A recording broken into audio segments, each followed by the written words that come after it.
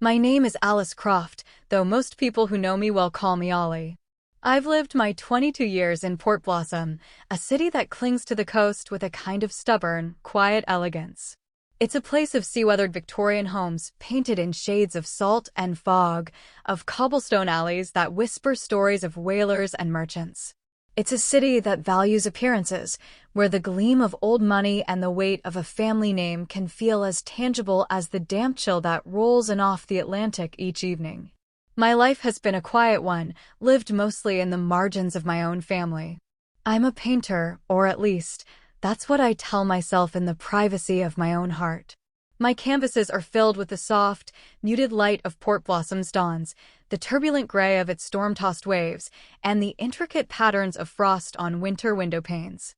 It's how I make sense of the world, how I translate the noise outside into a silence I can understand. There is another constant in my life, a silent, demanding partner in a dance I never chose. Type 1 diabetes. It arrived when I was 9, an uninvited guest that decided to stay forever. It's a life of meticulous counting, of careful calculations, a constant awareness of the delicate, invisible thread that tethers me to well-being. My insulin pump is a near-permanent fixture on my body, its soft whirring a familiar rhythm, the small cannula beneath my skin a tiny anchor to life itself. It's a part of me, like the color of my eyes or my love for the smell of turpentine and linseed oil. It requires respect, attention, and above all, a steady supply of the liquid gold that keeps my body from turning on itself, insulin. This is a story about that thread, about how fragile it is, and about what happens when the people who are supposed to help you hold it steady decide to let it go. The glucose meter read 487. The number glowed stark and clinical in the dim light of my bedroom. A tremor started in my hands, a familiar, unwelcome flutter of adrenaline and fear. I pricked my finger again, smearing a tiny bead of blood onto a new test strip, hoping for a machine error, a fluke. The screen blinked, then settled. 489, higher. My mouth was already cotton dry, a metallic tang on my tongue that I knew was the herald of ketones, the acidic poison my body produces when it's starved of insulin. I reached for my insulin pump, my fingers fumbling with the buttons to check its reservoir. The screen flashed a warning. Insulin low. 0.2 units remaining. A single drop. Not enough to correct a number this high, not enough for my next meal, not enough for anything. My vial refills, the ones I use to replenish the pump's reservoir every 3 days, were delivered by a specialty pharmacy on the first Friday of every month. It was Friday evening. "Mom?" I called out, my voice raspy. I pushed myself up from my desk, the room swaying slightly as I stood. I walked to my doorway, leaning against the frame for support. My mother, Beatrice, was in the hallway, sorting a pile of crisp, new linen napkins. She was in her element, planning. "Did the delivery from MedSupply come today?" I asked, trying to keep the rising panic from my voice. She didn't look at me. Her focus was entirely on folding a napkin into an elaborate fan. "Oh, about that, sweetheart," she said, her tone breezy, casual. "We had to make a little adjustment to the budget this month." I had to push the order. The world tilted, the floor seeming to drop away beneath my feet. "Push it?" "Mom, what do you mean you pushed it?" "Just to next week." "It's no big deal." "No big deal." My voice cracked. "My pump is empty. I have nothing. Type 1 diabetes isn't. It's not optional. The insulin is what keeps me alive." My father, Walter, appeared from the living room, drawn by the tension. He already wore his defensive posture, shoulders squared, chin slightly raised. "Now, Alice, don't be dramatic," he said, his voice laced with the patronizing calm he used whenever my illness became an inconvenience. "You have some in the pump, don't you? Just ration it. Use a little less for a few days." "There is nothing in the pump," I said, holding up the device to show them the empty reservoir warning. "It's gone. A month's supply, with our insurance copay, is $450. What was so important that you canceled the one thing I cannot live without?" My mother finally looked at me, a flicker of annoyance in her eyes before it was veiled with a saccharine smile. "It's for Jules, darling. You know her 21st birthday is next month." "Jules." My sister, Juliet. She was the sun around which our family orbited. A drama student at the local university, she lived her life as if on a stage, every emotion grand, every need a theatrical imperative. While I painted quiet seascapes in my room, Jules practiced monologues in the living room, her voice filling the house. My parents saw her as their masterpiece, their reflection of success and vibrancy. My chronic illness, my quiet nature, was, I think, a source of private disappointment for them, a smudge on their perfect family portrait. Her birthday is next month, I repeated, my mind struggling to connect the dots through the fog of hyperglycemia. Yes, my mother said, her excitement returning. We've decided to throw her a proper gala. A roaring 20s theme, at the Azure Ballroom downtown. It's going to be exquisite. But to secure the venue, we had to put down a non-refundable deposit. $5,000. She said the number with a proud flourish. It was just a temporary cash flow issue, Ollie. We'll sort out your supplies on Monday. Monday. It was Friday night. I stared at them, the two people who had brought me into this world, and felt a chasm open between us, wider and deeper than I had ever known. They were talking about canapés and champagne fountains, while my blood was thickening to acid. I could die, I said, the words coming out slow and heavy, as if I were explaining a complex concept to a small child. Without insulin, my body will go into diabetic ketoacidosis. My organs will start to shut down. I will literally die. My mother waved a dismissive hand, the gesture so familiar it made my heart ache. Oh, honestly, you're being so melodramatic. People survived for centuries without all these modern medicines. Just be sensible. Eat a salad. Jules has been dreaming of a party like this her whole life. I'm at almost 500, I said, my voice shaking with a mixture of terror and disbelief. I held up the glowing screen of the meter. This is emergency room territory. I need insulin. Now. The pharmacies are all closed for the night, my father said with a shrug, as if discussing a missed postal delivery. We'll call the doctor on Monday morning. I'm sure they can work something out. Now, we're taking Jules to look at vintage-style dresses tomorrow. She needs the perfect look for the invitations. They turned and walked back toward the living room, their voices dropping as they resumed their discussion of fabric swatches and guest lists. A moment later, I heard the triumphant pop of a champagne cork, followed by Juliet's delighted laughter. She had secured her dream venue. Her big night was on track. I stood alone in the hallway, the silence of the house pressing in on me, the only sounds the frantic thumping of my own heart and the distant, cheerful murmur of my family celebrating. They were celebrating the beginning of a party. I was facing the beginning of the end of everything. That night, I didn't eat. The thought of food, of the sugar it would pour into my already saturated bloodstream, was terrifying.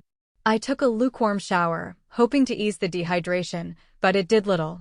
Sleep was impossible. I lay in bed, my body a battlefield. An unquenchable, agonizing thirst warred with waves of nausea. My breath came in shallow, rapid gasps, and I could smell it, the faint, sickly sweet scent of acetone, the chemical signature of DKA. It was the smell of my body consuming itself. By Saturday morning, the world had taken on a hazy, dreamlike quality. I tested my blood sugar again. The meter didn't give me a number. It just read, high. It meant the level was beyond its ability to calculate, somewhere north of 600. The nausea had intensified, and a dull, persistent ache had settled deep in my abdomen. With trembling fingers, I called the 24-hour emergency line for the pharmacy. A kind, tired-sounding pharmacist named Sam listened patiently as I explained my situation, my voice cracking. "I'm so sorry, Ms. Croft," he said, his tone full of genuine regret. "I see the notes here. The primary account holder, a Mr. Walter Croft, canceled the standing refill order yesterday afternoon. He was very specific about it. Without his authorization or a new prescription from your doctor's on-call service, my hands are tied. I can't dispense a controlled substance like that, even in an emergency." I hung up, a profound sense of hopelessness washing over me. I was trapped. Downstairs, the house was alive with activity. Jules and my mother had returned from their shopping trip, their arms laden with bags from expensive boutiques.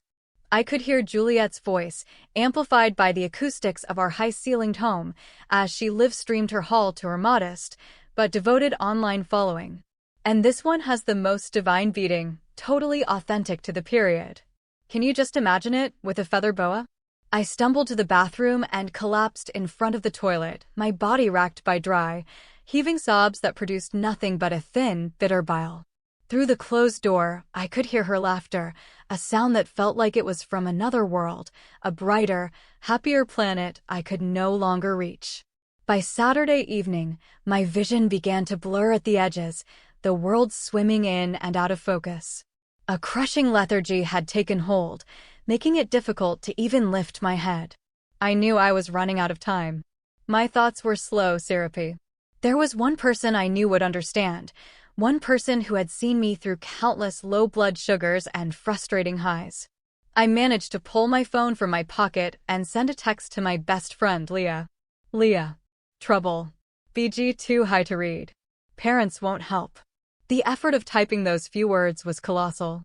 I dropped the phone on the floor and curled into a ball, the cold of the wooden floorboards a small, sharp reality in the swirling chaos of my senses.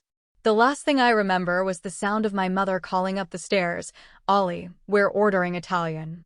I'll just get you a plain salad, so try to calm down." And then, nothing. I awoke to the gentle, rhythmic beeping of a machine. The air smelled sterile, a clean, antiseptic scent that was a world away from the dusty, perfumed air of my home. A soft, unfamiliar blanket was tucked around me, and a dull ache throbbed in my hand. I slowly opened my eyes, blinking against the low, soft light. I was in a hospital room, and 4 lines snaked from my arm to a pole laden with clear bags of fluid. Leah was asleep in a chair beside the bed, her head slumped forward, her dark hair falling across her face. Even in sleep, her brow was furrowed with worry. She must have sensed me stir, because her eyes fluttered open. A wave of relief washed over her face, so profound it was almost painful to see. "Ollie," she breathed, leaning forward and taking my free hand. Her touch was warm, solid. "Oh my God, Ollie. You're awake." "What?" My voice was a dry croak. "You've been here for 3 days," she said softly. "I came over Saturday night when you didn't answer my texts. I found you on your bedroom floor. You were unconscious." Her voice trembled. "Your parents were in the dining room arguing about a caterer." The memory was a dark, murky pool, but the feeling of it, the abandonment, the casual disregard, was a sharp, clear pain. A doctor came in a little while later. He was a kind-looking man with gentle eyes and a name badge that read Dr. Morris. He explained what had happened in a calm, steady voice. "You were in a very severe state of diabetic ketoacidosis, Alice," he said. "Your blood was dangerously acidic, and your electrolytes were completely out of balance. Your kidneys were beginning to fail. When you arrived in the ER, your blood glucose was over 800. The paramedics and your friend," he nodded toward Leah, "they saved your life. Another few hours, and we would have been having a very different conversation." He paused, his expression shifting from clinical to concerned. "The ER team asked me to follow up on something. They couldn't understand how a young woman who is clearly so knowledgeable about her condition could have let things get this far. Can you tell me how you ran out of insulin?" I looked at Leah, who gave my hand a reassuring squeeze. And so I told him. I told him about the canceled order, about Juliet's Roaring Twenties gala, about the $5,000 deposit, about my parents telling me to be less dramatic and eat a salad. Dr. Morris's face went very still. He listened without interruption, his gaze fixed on mine. When I finished, he was silent for a long moment. He slowly repeated the core facts back to me, as if to ensure he hadn't misheard. "So, your parents intentionally canceled your life-saving medication order to pay for a deposit on a birthday party." "A gala," I whispered. "It's a once-in-a-lifetime event." A muscle tightened in his jaw. "I see," he said, his voice quiet but hard as steel. He stood up. "Alice, you need to rest. We'll keep you here for another day or two to make sure your levels are stable. I'll be back to check on you later." He left the room, and I later found out he had walked directly from my bedside to the hospital's social work department and then to its legal counsel. While I recovered, Leah became my anchor. She brought me books and her notes from the nursing classes I was missing. She also showed me her phone. She had saved my text message. She had screenshots of Juliet's social media posts from that weekend, the boutique shopping, the champagne toast. She had even started a small, private fundraising page amongst our close circle of university friends, quietly raising a few $100s to help me cover the immediate cost of new insulin supplies, knowing my parents couldn't be trusted. "People are so angry for you, Ollie," she said, her own eyes flashing with a protective fire I had rarely seen. But I wasn't thinking about social media outrage. I was thinking about a business card I had tucked away in my wallet for over a year. It belonged to Mrs. Lena Caldwell, a patient advocate I had met at a seminar at my endocrinologist's office. She had spoken about medical rights, insurance battles, and the importance of self-advocacy. She had given me her card and said, "Call me if you ever face a barrier to your care that you can't overcome alone." I had never imagined that barrier would be my own family. From my hospital bed, using Leah's phone, I called her. I explained the whole story, my voice weak but steady. When I finished, there was a profound silence on the other end of the line. "They did what?" Mrs. Caldwell's voice, when it came, was deadly calm. "Alice, what your parents did isn't just poor judgment. That is medical neglect. It is reckless endangerment. Given the outcome, a prosecutor could argue it constitutes grounds for even more serious charges. I will be at the hospital in 1 hour." What my parents didn't know is that my quietness was not emptiness. For years, my art journals had been my confidants. Tucked between sketches of the Port Blossom coastline and studies of light and shadow were written entries. Detailed, dated accounts of every time they'd borrowed money from my medical savings account for one of Juliet's whims, acting classes, headshots, designer outfits for auditions. Every time they'd told me to tough it out or make it stretch when my pump supplies ran low near the end of the month. I had a meticulous, unintentional paper trail of their priorities, a multi-year chronicle of their choice, Juliet's projected image over my continued existence. Mrs. Caldwell did not come alone.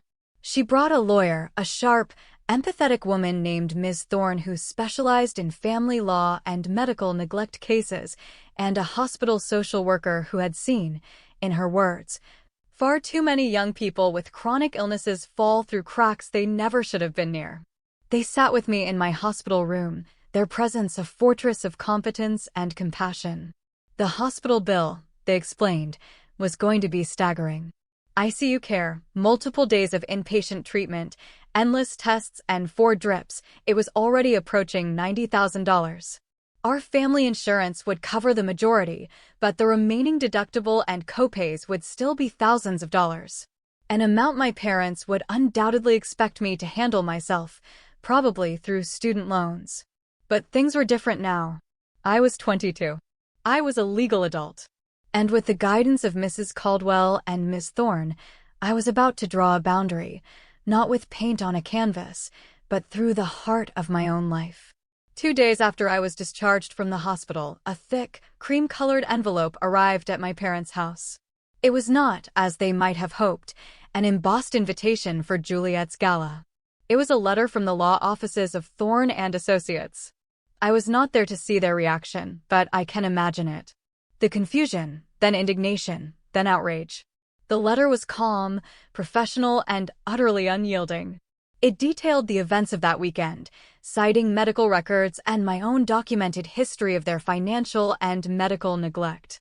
It informed them that I, their adult daughter Alice, was formally petitioning for medical and financial emancipation from their control. It stated that I would be pursuing full financial restitution for the hospital bill, which was a direct result of their actions, and for all the funds they had misappropriated from my medical savings over the years.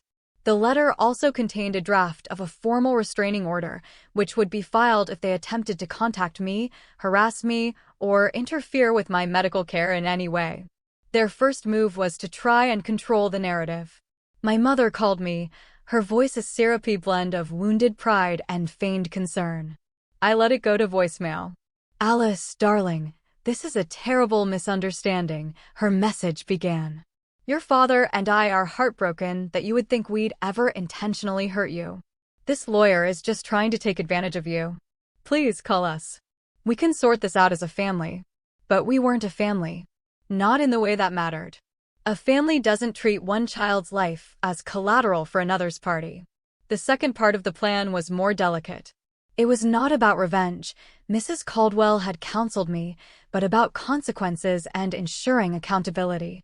It was about dismantling the system that had enabled my near death. The Azure Ballroom, the venue for Juliet's party, was a prestigious establishment in Port Blossom. Miss Thorne made a quiet, professional call to their management's legal department. She didn't make threats. She simply laid out the facts. Their venue was about to host a celebration paid for with funds diverted from life-saving medical care. An act of familial neglect that had resulted in a major hospitalization and was now the subject of a significant legal dispute. She gently raised the question of reputational risk, of the potential for media attention should the story become public. 2 days later, Jules received a call. The Azure Ballroom was regretfully canceling her booking, citing a newly discovered conflict in their schedule and a morals clause in their contract regarding events that could bring disrepute to their establishment. They refunded the deposit in full. Juliet's meltdown was, by all accounts, operatic. She posted a tearful, shaky video, decrying the unfairness of it all, how her once-in-a-lifetime dream had been sabotaged. But the narrative she had so carefully curated was already beginning to fray. Whispers had started to circulate among her university peers, fueled by Leah and others who knew the truth. The final piece, however, was the one my parents never saw coming. It wasn't orchestrated by me or by my legal team. It was the result of a doctor doing his job. Dr. Morris's report to the hospital's review board had been flagged, as all severe, unexpected cases were. His detailed notes on the cause of my DKA, the deliberate cancellation of insulin for cosmetic, non-essential spending, triggered a mandatory report to the state's Adult Protective Services. An investigator was assigned my case. She interviewed me, Dr. Morris, and Leah. She subpoenaed the pharmacy records showing the cancellation. She subpoenaed my parents' bank records, which showed the $5,000 charge to the Azure Ballroom processed just hours after the pharmacy order was voided. One Tuesday afternoon, while my parents were at a cafe downtown, likely complaining to friends about their ungrateful, dramatic daughter, 2 plainclothed detectives approached their table. They were arrested quietly, without fuss, on charges of felony criminal neglect and reckless endangerment. The Port Blossom Chronicle, our local paper, ran the story on the front page of its city section the next day. Prominent local couple arrested for neglecting diabetic daughter's medical needs. Their mugshots, pale and shocked.